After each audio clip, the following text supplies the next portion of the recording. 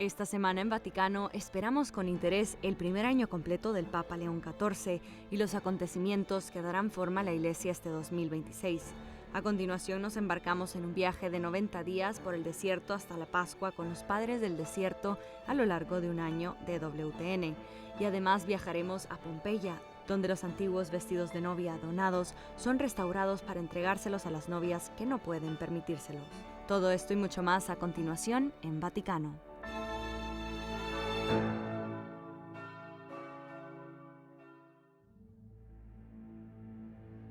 El 17 de enero la Iglesia celebra a San Antonio Abad, uno de los grandes padres del desierto, cuya búsqueda radical de Dios en el desierto ayudó a dar forma a la tradición monástica cristiana.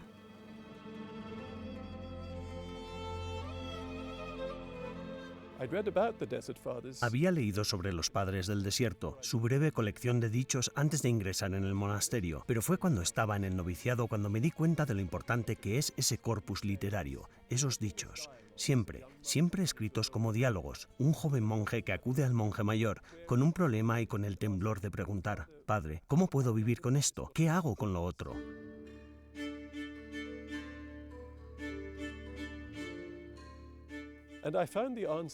Y descubrí que las respuestas eran penetrantes, verdaderas y atemporales. A menudo abordaban de manera desconcertante precisamente lo que estaba pensando en mi propio corazón.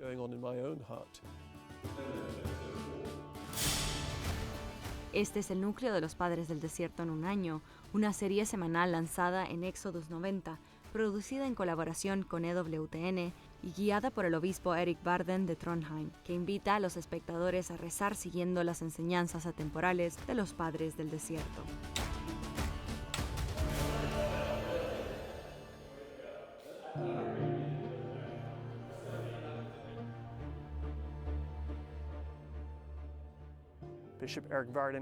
El obispo Erik Varden es un monje cisterciense y todo lo que preparó en su contenido se hizo a través de esa lente. De modo que nuestra serie comienza en una abadía cisterciense en la República Checa.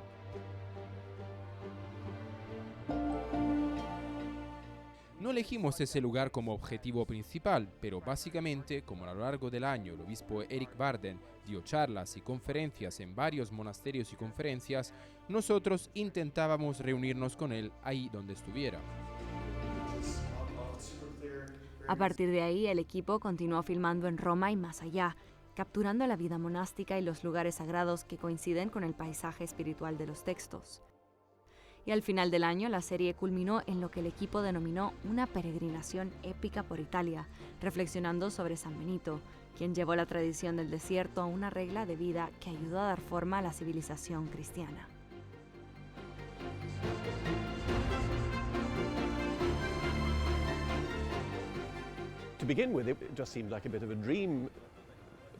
Al principio, ir a los lugares fundacionales y grabar parecía un sueño, pero al final resultó posible, y estoy muy contento de que pudiéramos ir a Subiaco y a Monte Cassino y ver ejemplos concretos de cómo podría ser un desierto, porque el desierto no está necesariamente compuesto de arena.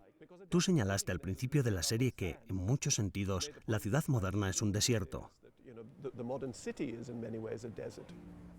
Para mí, sinceramente, nunca había estado en Subiaco ni en el Monte Cassino, a pesar de haber viajado a Italia un par de veces a lo largo de los años, y pude experimentar de primera mano, en una primera impresión, las diferentes geografías de estos lugares, lo que hizo que su importancia para Benedicto fuera evidente para los sentidos, y fue un gran privilegio.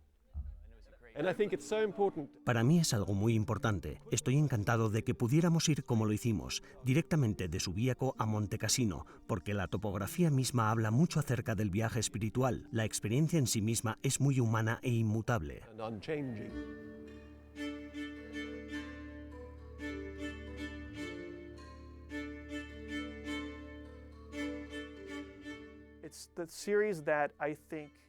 Y es la serie que creo que más ha influido en mi trabajo como creador de contenidos, porque como cineasta normalmente no solemos ver a nuestra audiencia cara a cara. Muchas veces son solo meros espectadores, un número en una pantalla, así que cuando la gente comenta, y no solo con comentarios aleatorios, sino cuando realmente lo hacen desde el corazón, me motiva mucho en mi trabajo y me muestra que lo que hacemos es significativo, que tiene impacto, que llega a la gente, que les conmueve y les ayuda a superar los momentos complicados. Porque eso es lo otro que me llama la atención de estos textos. Tal y como ha dicho una y otra vez el obispo Barden, estos padres del desierto son cercanos y son como nosotros. These desert fathers, they're relatable, and they're just like us.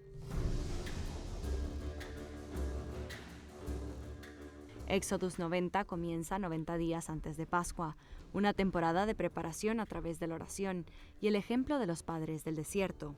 En 2026 la fecha de inicio fue el 5 de enero, lo que condujo al domingo de Pascua el 5 de abril.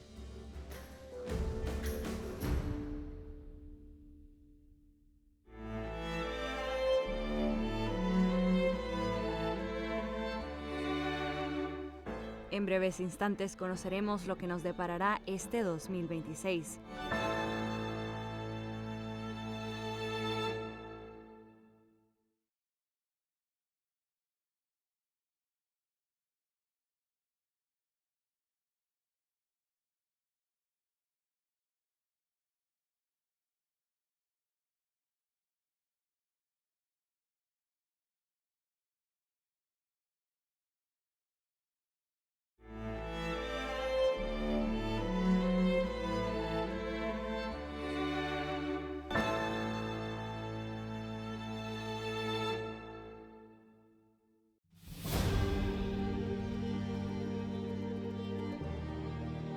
La puerta santa se ha cerrado, pero la puerta del primer año completo del pontificado del Papa León XIV apenas empieza a abrirse. ¿Cómo será?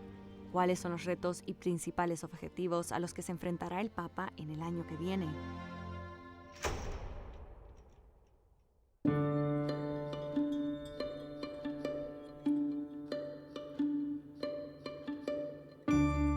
Desde luego no ha perdido el tiempo. Un día después de que terminara el Jubileo de la Esperanza, convocó un consistorio extraordinario en Roma, reuniendo a cardenales de todo el mundo, una medida audaz que no se veía desde 2014.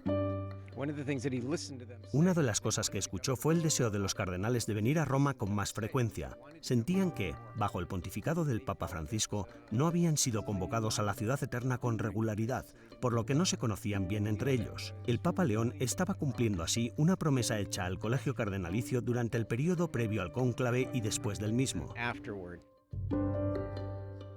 La reunión de 2 días en el Vaticano fue la primera fase del consistorio, que concluirá a finales de junio, en torno a la fiesta de San Pedro y San Pablo, con otros 2 días de debate.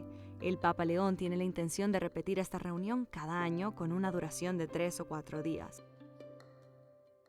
Está estableciendo, o, en realidad, restaurando, una de las tradiciones y funciones clave del colegio cardenalicio: servir como principales asesores del Papa. Este consistorio nos dice mucho sobre la visión de León para su pontificado y para la Iglesia. Quiere consultar. Quiere que los príncipes de la Iglesia, los líderes eclesiásticos más importantes, acudan a Roma con regularidad para poder escucharlos y hablar con ellos antes de tomar decisiones.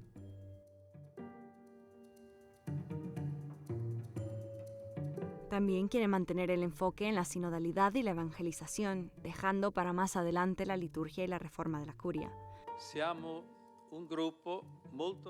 Somos un grupo muy diverso, enriquecido por una amplia gama de orígenes, culturas y tradiciones eclesiales y sociales. Traemos con nosotros diferentes trayectorias educativas y académicas, diferentes experiencias pastorales y, por supuesto, diferentes personalidades y rasgos personales distintos. Por encima de todo, estamos llamados a conocernos unos a otros y a entablar un diálogo para poder trabajar juntos al servicio de la Iglesia.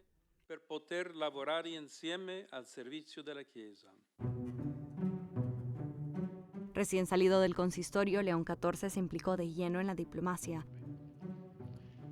El 9 de enero, el Santo Padre se dirigió al cuerpo diplomático del Vaticano, compuesto por casi 200 naciones. Habló sobre las tensiones globales, las guerras y la búsqueda de la paz, lo que supuso un momento significativo para la diplomacia vaticana, en un momento en el que el mundo se ve sacudido por tantos conflictos sangrientos.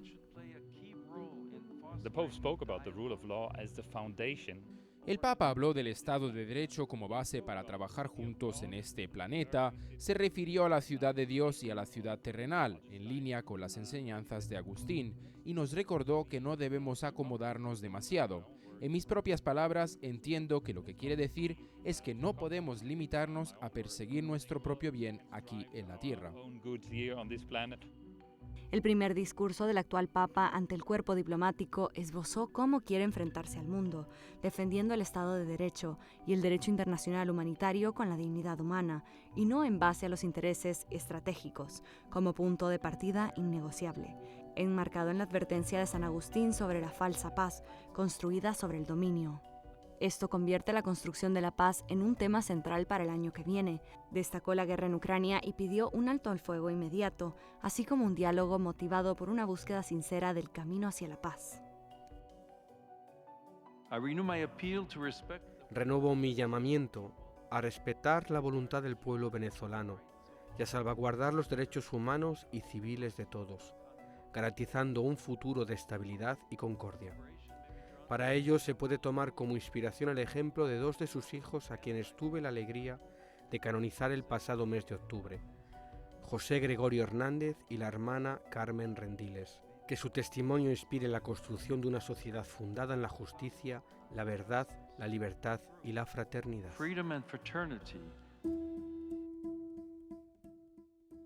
Otro aspecto importante del programa de este año será sin duda el de los viajes apostólicos que llevarán al Papa por todo el planeta.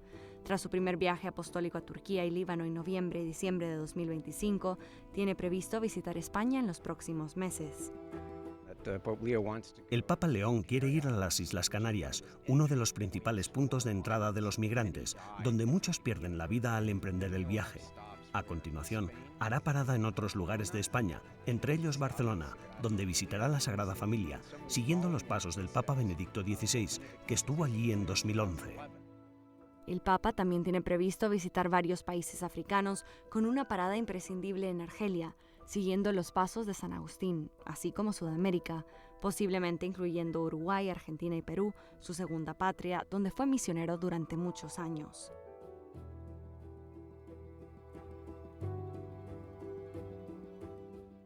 Además, con el solemne rito celebrado el 10 de enero en la Basílica de Santa María de los Ángeles de Asís, ha comenzado el año conmemorativo del 800 aniversario de la muerte de San Francisco, y para esta ocasión el Papa León XIV ha proclamado un año jubilar franciscano muy especial, que concluirá el 10 de enero de 2027.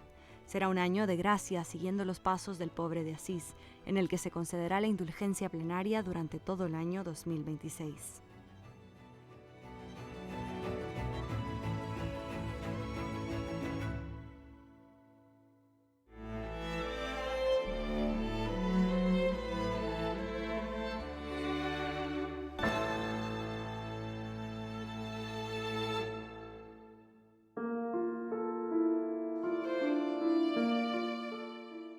Este es un lugar donde la humanidad tocó el abismo más profundo del mal.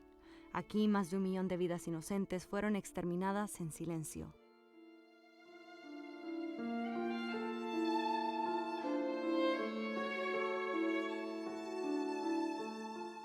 Esto es Auschwitz. Sin embargo, incluso en la oscuridad más profunda, la luz no se apagó del todo. Innumerables mártires dieron testimonio de un amor más fuerte que el odio. Uno de ellos fue San Maximiliano Kolbe, un sacerdote franciscano polaco. Cuando uno de sus compañeros de prisión gritó llamando a su esposa e hijos, Kolbe dio un paso al frente y ofreció su vida en su lugar. El significado de esta elección se encuentra en el búnker de inanición, la celda 18 del bloque 11, conocido como el bloque de la muerte. Nella cella, di Auschwitz. La respuesta en la celda de Auschwitz en la que dio la vida por alguien, es decir, un desconocido al que no sabía quién era, está toda aquí, en mi opinión, como el sacrificio de Cristo en la cruz, basado en esta misericordia, en este perdón, en este amor que es la base de todas sus actitudes. La base di tutti i suoi atteggiamenti. Kolbe fue abandonado para que muriera de hambre, pero después de casi 2 semanas seguía con vida. El 14 de agosto de 1941, cuando las SS ordenaron despejar el búnker, mataron a los supervivientes restantes con una inyección de fenol. Święty Maksymilian jest dla mnie osobiście bardzo ważny. Para mí personalmente, San Maximiliano es muy importante. Compartimos la misma nacionalidad, vestimos el mismo hábito, y él fue un hombre que ofreció el don de su vida, convirtiéndose en un modelo a seguir. Probablemente nunca me encontraré en una situación como la suya, en la que dar el don de la vida sea de modo absoluto y total, pero de él estoy aprendiendo a ofrecer los pequeños momentos de mi vida a quienes los necesitan. Te małe momenty mojego życia tym, którzy tego potrzebują. Incluso en el campo de exterminio de Auschwitz, San Maximiliano siguió consolando a sus compañeros prisioneros, celebrando misa y rezando hasta el último de sus días. Ora pensiamo è difficile. Ahora pensamos que es difícil afrontar esa muerte, pero en el momento de la prueba, como en el momento del sacrificio eucarístico, nos convertimos en persona Christi, en la que Jesucristo actúa en nosotros. De hecho, él siempre decía: no os preocupéis, dejad que el Espíritu hable a través de vosotros. Maximiliano Kolbe, nacido en 1894, ingresó en el Seminario Franciscano de Polonia a los 12 años. En 1911 llegó a Roma para continuar sus estudios en la Pontificia Universidad Gregoriana y en el convento de los frailes menores conventuales. Paseando por la ciudad eterna encontramos innumerables huellas de su vida, formación y vocación. Na Via San Teodoro były nasze... En San Teodoro teníamos nuestro convento, donde estudió desde 1912 hasta 1919. Pasó 7 años en Roma. Fue una época oculta, en la que realmente se formó su espiritualidad.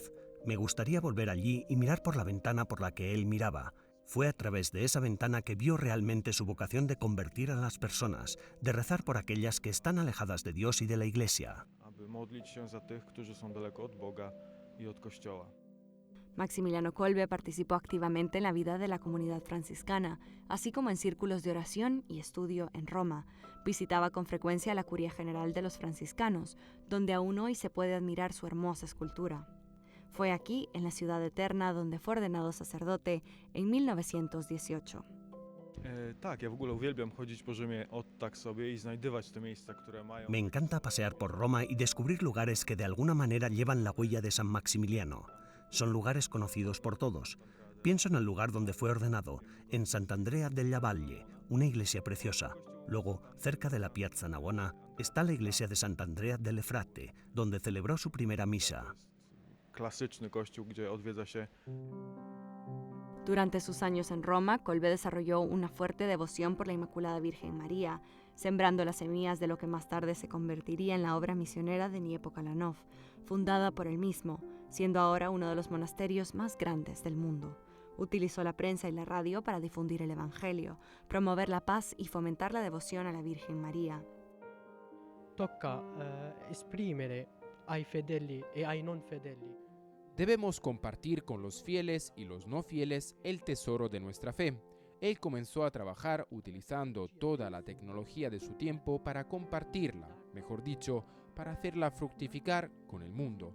Y hoy, con la tecnología que tenemos, resulta que podemos usarla para el mal, destruir naciones, librar guerras, etc., pero podemos hacer como Kolbe, usarla para el bien. Oppure fare come ha fatto Kolbe, usarla per il bene nostro. Maximiliano Kolbe fue canonizado en 1982 por el Papa Juan Pablo II y es recordado como un mártir de la caridad, un poderoso símbolo de amor abnegado y un testigo de la fe, incluso en los momentos más oscuros.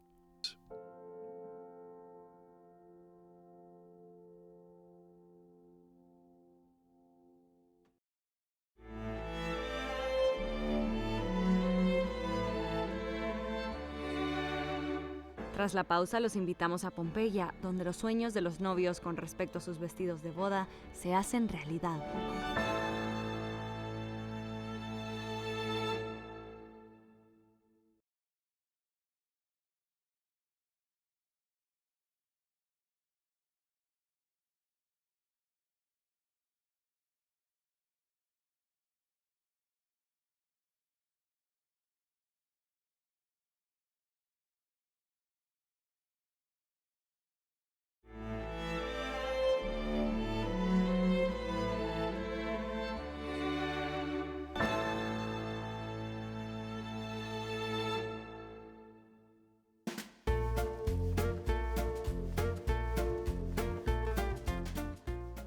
En el Santuario Pontificio de la Santísima Virgen del Rosario de Pompeya hay una sala especial que poca gente conoce.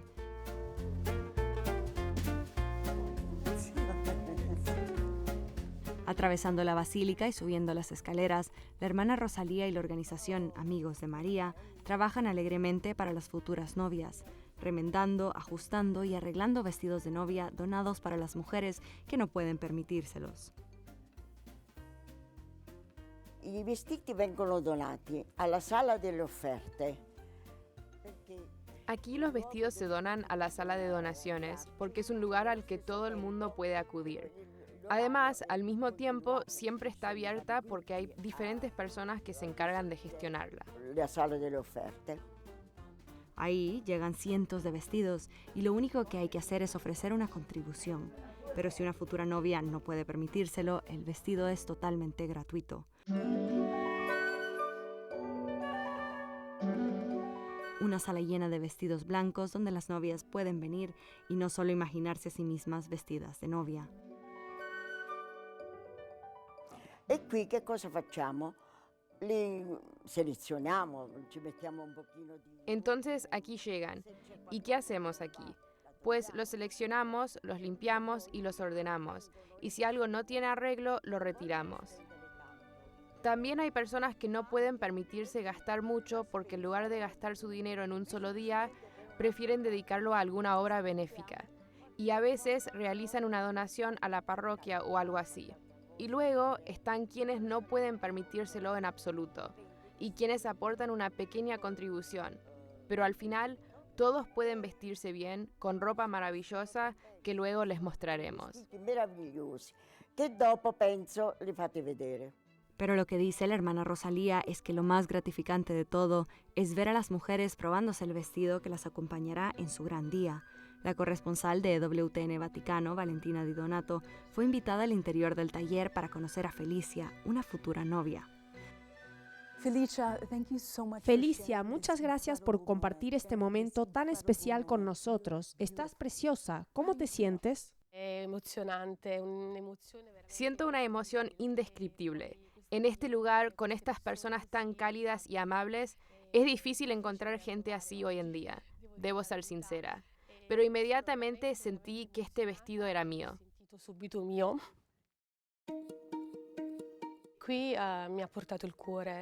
Fue mi corazón el que me atrajo a esta iniciativa. Hoy en día no deberíamos gastar mucho en estas cosas. Lo importante es hacer las cosas con el corazón. Me sentí llamada a encontrar mi vestido aquí y a devolver lo que me habían dado. En nuestro mundo hay una gran necesidad de esto. En questo mondo ce n'è tanto bisogno. Para Felicia, el vestido de novia es mucho más que un vestido bonito. Representa el comienzo de una nueva etapa en la vida de una católica, en la formación del vínculo matrimonial.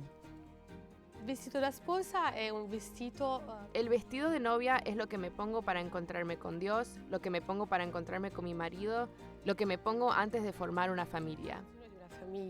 Y en los salones del santuario, las Amigas de María, fundadas por la hermana Rosalía, 20 voluntarias se reúnen una vez a la semana para remendar los vestidos y crear objetos que luego venden. Vedi le signore mie che cosa fanno? Mamma mia. Es una forma de dar nueva vida a los vestidos, además de ser algo muy divertido. No, specialmente per me, Especialmente para mí. Este año he atravesado un periodo difícil y aquí me ayudaron a recuperarme. Estuve enferma y no pude venir durante mucho tiempo. Pero con el tiempo, poco a poco, las palabras de la hermana Rosalía y lo que los demás me dijeron, Giovannina, tienes que recuperarte, me ayudaron a empezar a sentirme mejor. Coraggio, e sono riemersa.